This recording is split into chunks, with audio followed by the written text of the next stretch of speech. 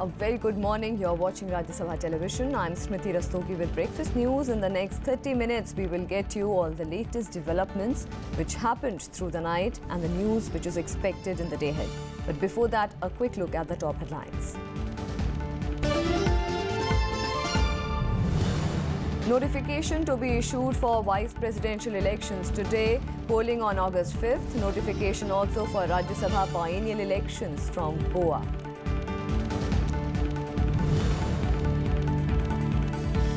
Prime Minister Narendra Modi to begin Israel visit. Focus on defense cooperation. Summit-level meetings with Israeli counterpart Benjamin Netanyahu.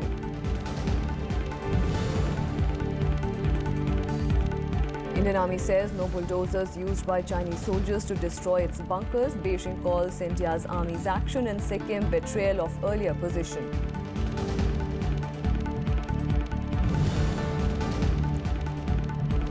Special session of Jammu and Kashmir Assembly to discuss GST. 22 states abolish check post after GST rollout.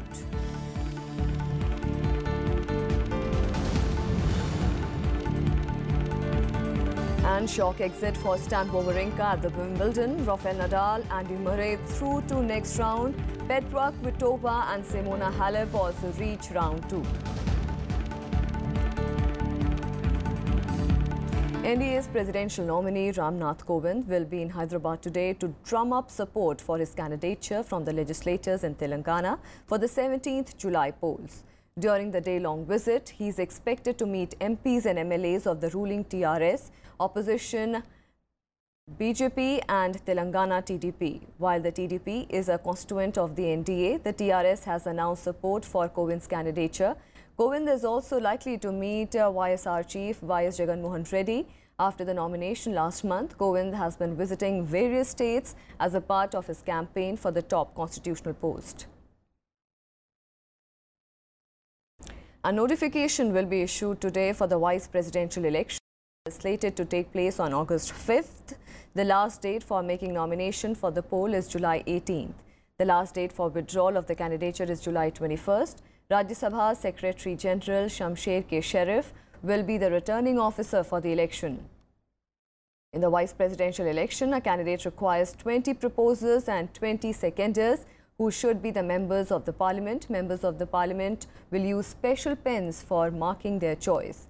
No whip can be issued by political parties as the election is through a secret ballot. Term of the present incumbent, Mohammad Hamid Ansari, who has held the post for 2 consecutive terms, is coming to an end on 10th of August. Notification will also be issued for Rajya Sabha biennial elections from Goa. The term of the office of Shantaram Naik in Rajya Sabha representing the state of Goa is due to expire on 28th July.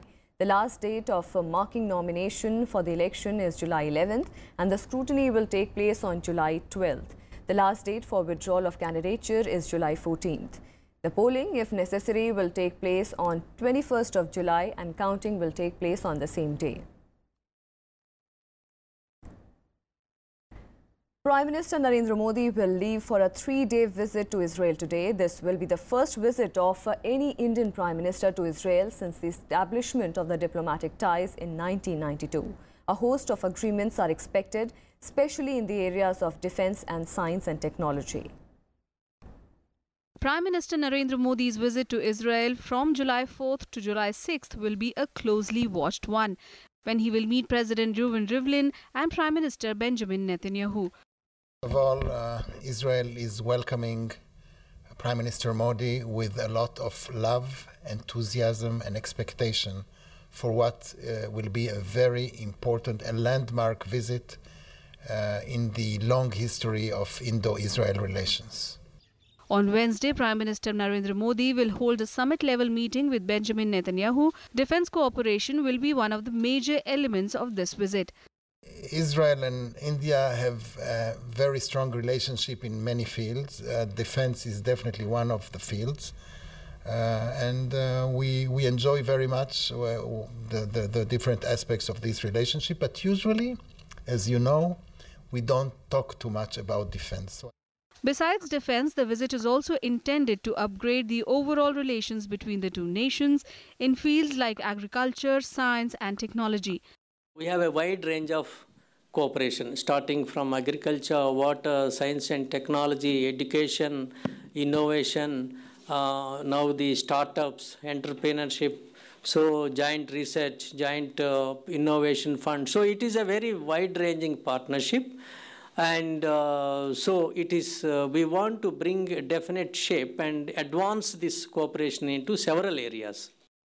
Cooperation on fight against terrorism will also be a key element on the agenda. In the Mumbai attack, Pakistani terrorists had attacked the Israeli center and Israel feels no action has been taken on the perpetrators. This being a standalone visit, Prime Minister Modi will not visit Palestine. The Palestinian president has already visited India and held extensive talks with Prime Minister Modi on issues relating to mutual interests. Akhilesh Suman's report for Rajya Sabha TV. On some more news, a special session of the Jammu and Kashmir State Legislature will resume today. The 5-day session from July 4th to 8th will discuss the implementation of the GST in the state after reservations raised by the opposition parties over the issue. The session has been called again as no consensus was evolved over the GST in the 2 meetings of the all-party consultative group, which was set up by the government and comprised members of the opposition and the ruling parties. Union Minister Jitendra Singh exuded confidence, saying that GST will be implemented in the state in the next 3 to 4 days. Meanwhile, various trade organizations along with the civil society groups in Jammu and Kashmir have a coordination committee to oppose the implementation of GST in its present form. Jammu and Kashmir is the only state where GST rollout has not taken place. As many as 22 states, including Delhi, West Bengal and Maharashtra, have abolished check post within 3 days of the implementation of the goods and services tax. According to the Finance Ministry, 8 states, including Assam, Punjab, Himachal Pradesh and some northeastern states, are also in the process of abolishing check post. State border check post scrutinize material and location-based tax compliance, resulting in delays in the delivery of goods and cause environmental pollution as trucks queue up for clearances. One of the key objectives of the GST, which came into effect from 1st of July, was to make India a single market where goods and services can flow seamlessly. The other important states which have abolished the check post include Uttar Pradesh, Bihar, Haryana, Gujarat, Madhya Pradesh, Andhra Pradesh, Karnataka, Kerala and Tamil Nadu. With the abolition of check post, the long queues often witnessed at state borders will not be seen.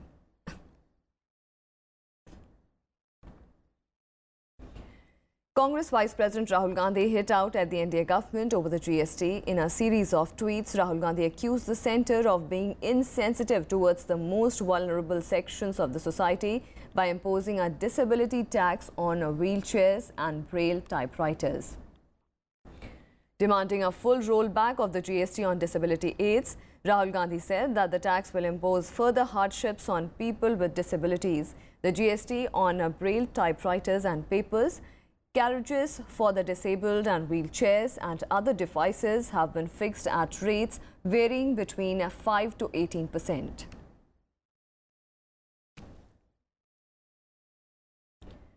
After the GST rollout, the retailers and traders are under huge loss due to their backlog of the old stock. Moreover, they are unable to manage their work due to the technical difficulties and complicated tax schemes. Greater Kailash's M Block market, one of Delhi's most prominent retail markets. Rajiv Goyal, who owns an electronics item store here, is a confused and anxious man these days.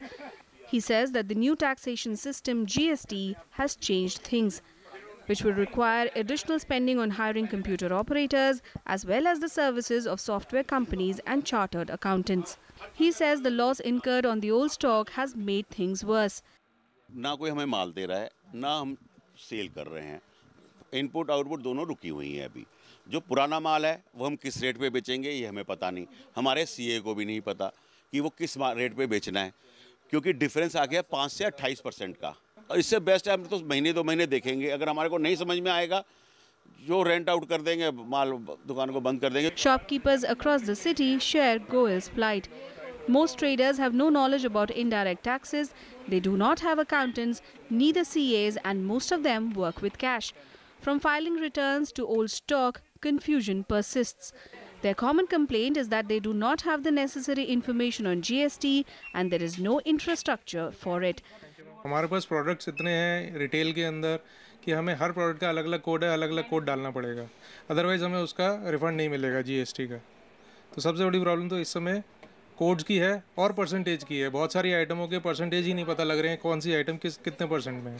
बस हमारे पास GST number आया है और बस हमें पता है कि हमारे को ये आइटम इतने परसेंट पे आई है, मगर वो परफॉर्मा कोई नहीं आया है, कैसे बेचनी है, तो कैसे टैक्स इनपुट करना है, आउटपुट लेना है, कुछ नहीं पता। Retail businesses come under the service sector, which contributes 60% to the country's GDP. There are about 10 million small traders and shopkeepers, most of whom are uneducated. And GST's entire foundation is based on technology. However, business associations expect the government to clear this confusion soon. फिलहाल अगर practical जो traders हैं थोड़े घबराए हुए हैं और उनको भी समझ नहीं आ रही है कि ये किस तरह होगा, कैसे होगा और कब होगा, बट आहिस्ता आहिस्ता जब समझ आ जाएगी, ये समझा देंगे, तो मुझे लगता है ये बहुत सरल और इजी हो जाएगा। Shoppers directly connected to consumers want to be ready for GST. The role of retail business is crucial to the success of the taxation system and to bring the benefits of low tax to the consumers. In such a scenario, it is possible to achieve the goal of tax reform by alerting shopkeepers to the complex process of GST. Pranav Goswami's report for Rajya Sabha TV. And with that, we'll slip into a very short break. More news and updates on the other side. Stay with us.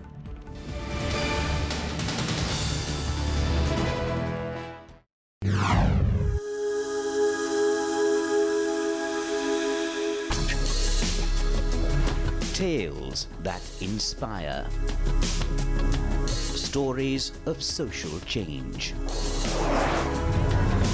A salute to diversity. Promoting public discourse.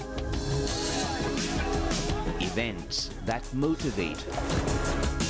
Inspiring the innovative spirit. Watch Rajya Sabha television documentaries.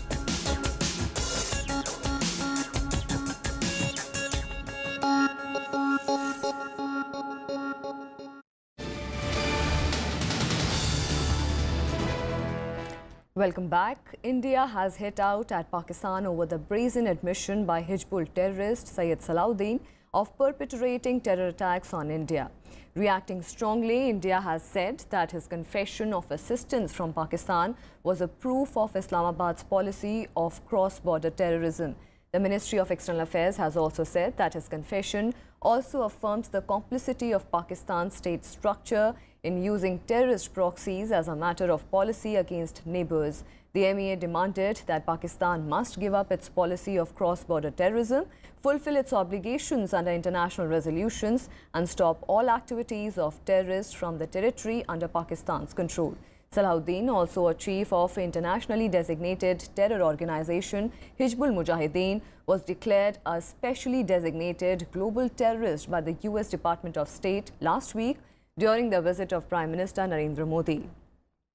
In an interview to the Pakistani TV channel, Salahuddin said that he can strike anytime, anywhere in India and that it was easy for him to get weapons in Pakistan for these terror strikes. The ongoing verbal spat between China and India has escalated, with Beijing calling the Indian Army's action of stopping Chinese troops from constructing a road near Sikkim as a betrayal of the position taken by the successive Indian governments. Chinese Foreign Ministry said that Sino-India border in the Sikkim sector is well demarcated and that Indian troops must pull back from the area. The war of words between India and China escalated on Monday, with the Chinese Foreign Ministry dismissing Defence Minister Arun Jaitley's remarks that India of 2017 is different from what it was in 1962. In its response, Beijing said that China too is different and will take all necessary measures to safeguard its territorial sovereignty. Beijing also said that Indian Army's action to stop Chinese troops from constructing a road in an area near Sikkim was a betrayal of the position taken by successive Indian governments. 印度总理尼赫鲁在给周恩来总理的信中表示，印度的保护国西金同中国西藏地方的边界是由1890年的英中条约所确定。 Calling the incident very serious, China said that India must respect the 1890 treaty and pull back troops immediately from Dokala. Chinese Foreign Ministry said that the Sino-India border in the Sikkim sector was well demarcated and that India violated the existing convention on the boundary and basic principle of international law by entering into the Chinese territory. 此次印军越界事件发生在中印边界西金段已定的边界，这与以往双方边防部队在未定界地区的边境摩擦对峙有本质的不同。 The Indian Army meanwhile said that no bulldozers were used when its bunkers were destroyed by the Chinese army. The two countries have been engaged in a standoff in the Dokala area near Bhutan Tri-Junction for almost a month in what has been the longest such impasse between the two armies since 1962. Due to the ongoing tension, China has closed the Nathula route in Sikkim for Kailash Mansarovar pilgrims from India. Bureau Report, Rajya Sabha TV. The Home Ministry on Monday saw a detailed report from the West Bengal government over the law and order situation in Darjeeling. The move comes after the state government has asked the centre to recall 100 women paramilitary personnel deployed in hills. This is for the second time that the centre has sought a report from the state on Darjeeling. Earlier in the day, the state government extended the restriction imposed on the internet services for 8 more days in the hills. The Gorkha Janmukti Morcha supporters also held a massive protest outside the district magistrate's office in the hill town, which is witnessing an indefinite strike since June 15th. Meanwhile, the Gorkha Janmukti Morcha has once again requested the central government to conduct a dialogue over a separate state. केंद्र सरकार को गोरखालैंड का ऊपर dialogue करना चाहिए, क्योंकि आज आप देख रहा है छोटा छोटा बच्चा भी स्ट्रीट्स में सब गोरखालैंड डिमांड कर रहा है। हाँ, बंगाल में हम लोग सुरक्षित नहीं है, गोरखालैंड चाहिए। हाँ, ये पीपल्स एस्पिरेशन है, इसको रेस्पेक्ट करना चाहिए। केंद्र को गोरखालैंड का ऊपर अब सीधा बातचीत करना चाहिए। हम लोग का ये 1 पॉइंट एजेंडा है। And let's take a look at some more national developments and nationwide. External Affairs Minister Sushma Swaraj on Monday held talks with Nepal's Deputy Prime Minister Krishna Bahadur Mahara in our first high-level interaction between the two countries after the Sher Bahadur Deoba government assumed power. Discussions were held on a wide range of bilateral matters of mutual interest, including Nepal's governmental efforts to take all stakeholders on board in the constitutional implementation process.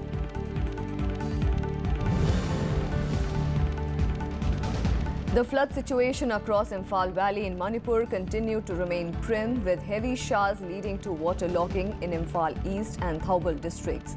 Damaged banks of Imphal and Kongba rivers have left hundreds without shelter in the districts, particularly in the Lilong area. Also, 2 more persons have died as the flood situation in Assam worsened on Monday, with nearly 3.55 lakh people being affected by the deluge across 13 districts in the state.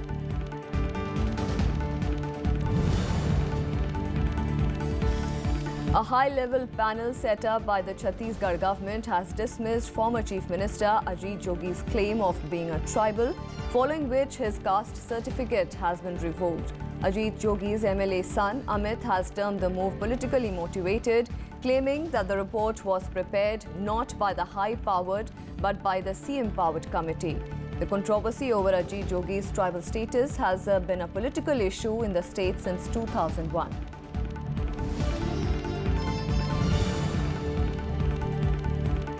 Malaria cases continue to rise in the national capital, with 125 cases reported this season, while chikungunya has affected 153 people, according to a municipal report released on Monday, while the number of dengue cases till July 1st has touched nearly 100.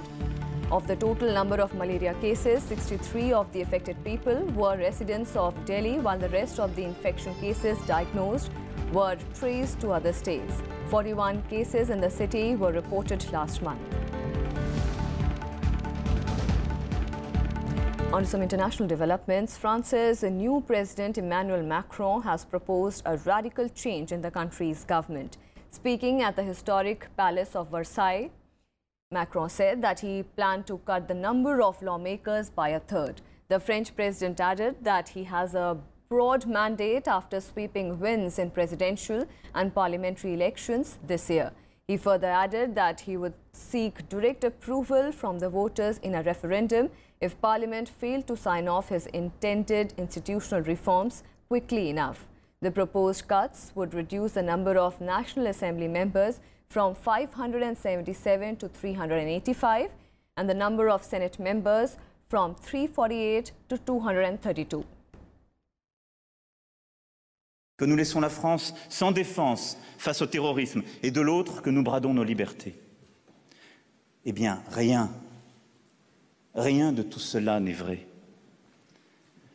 Derrière tous ces faux procès, on trouve le même vice. Le vice qui empoisonne depuis trop longtemps le débat public. After Saudi Arabia and its allies on Monday extended by 48 hours the deadline for Qatar to accept their list of demands to lift a de facto blockade, Qatar responded. Officials in Doha said that they were still bracing for a fresh round of economic sanctions from the Arab states that are blockading it. 10 days after Saudi Arabia, Egypt, Bahrain and the UAE delivered a 13-point ultimatum to the small Gulf state, the Emir of Qatar responded with a handwritten letter addressed to Kuwait, which is trying to mediate in the crisis. The letter has not been made public, but it is believed to be in the line with Qatar's past statements on the crisis, where it offered to negotiate, but said it would not meet all the 13 demands.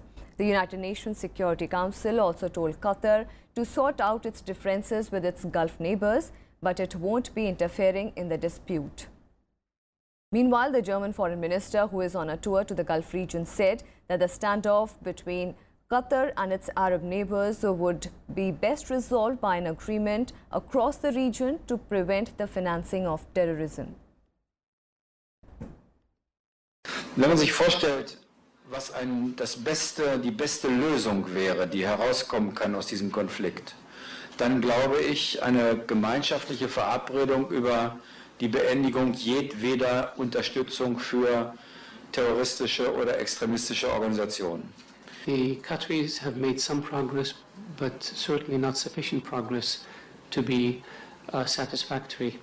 There have been also other developments that occurred between 2014 and today in terms of Qatar's involvement in the affairs of the neighboring countries, in terms of its harboring of designated financiers of terror who operate openly in Qatar.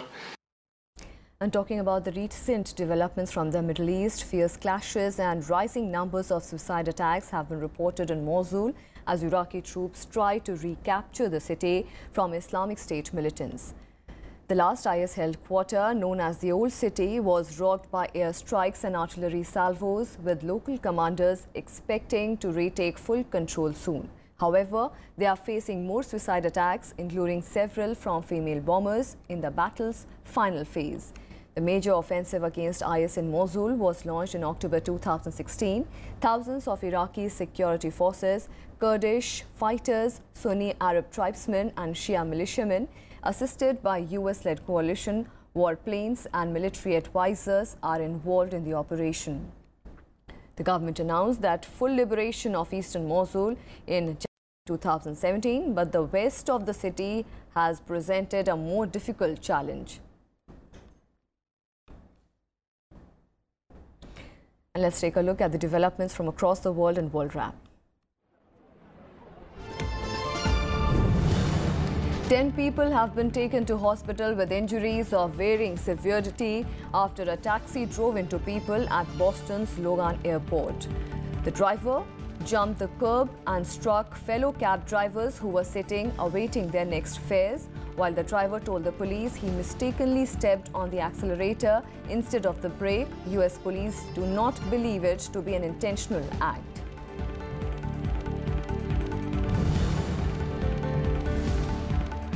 Nine people were killed and almost 40 others, including women and young men, were kidnapped after an attack in the southeastern Niger by suspected members of Boko Haram.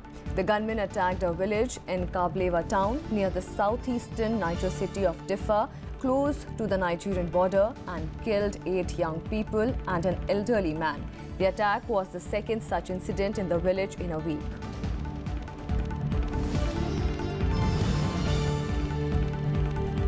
The death toll in Pakistan's oil tanker explosion rose to 206 on Monday as the 3 more persons injured in one of the worst fire accidents in the country succumbed to the injuries. 6 officials, including DSP level officer, were suspended for negligence that led to the incident. The tragedy marked a grim start to Eid, the celebrations closing the Muslim holy month of Ramadan.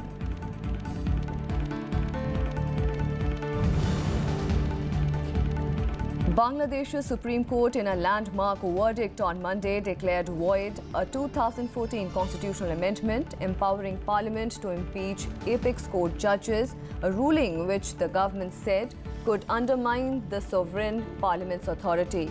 The verdict came amid a visible conflict between Prime Minister Sheikh Hasina's ruling Awami League government and the Supreme Court over the apex court's jurisdiction in disciplining lower judiciary judges.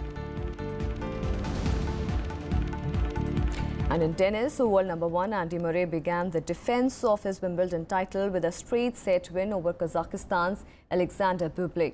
Murray won 6-1, 6-4, 6-2 despite a hip injury which disrupted his build-up to the tournament. The 30-year-old will next face Germany's Dustin Brown, the man who beat Rafael Nadal in 2015 in round 2. French Open winner Rafael Nadal also began his campaign with a straight set victory. Spanish world number 2 Nadal beat Australian John Millman 6-1, 6-3, 6-2. The win was the 850th of Nadal's career and came in his 50th match at Wimbledon. He will next face American world number 43 Donald Young. However, 5th seed Stan Wawrinka was knocked out by Daniil Medvedev in the biggest shock on the day 1. The 32-year-old Wawrinka needed ice on a knee injury between points as he fell to a 6-4, 3-6, 6-4, 6-1 loss. World number 20, Nick Kyrgios, also failed to reach round 2 after retiring from his opening match because of a hip injury. In women's singles, 5-time champion Venus Williams booked a second-round spot with a 7-6, 6-4 win over Belgium's Elise Mertens. Second seed Simona Halep also raced through with a 6-4, 6-1 victory over New Zealander Marina Irakovic. Halep broke her opponent's serve 5 times during the match that lasted an hour and 13 minutes. Petra Kvitova, who is playing only her 3rd event of the year, also after recovering from a knife attack in December, also reached 2nd round after beating Jonna Larsson 6-3, 6-4. In another match, British 6th seed Konta secured a 6-2, 6-2 victory against Chinese Taipei's He Shuwei.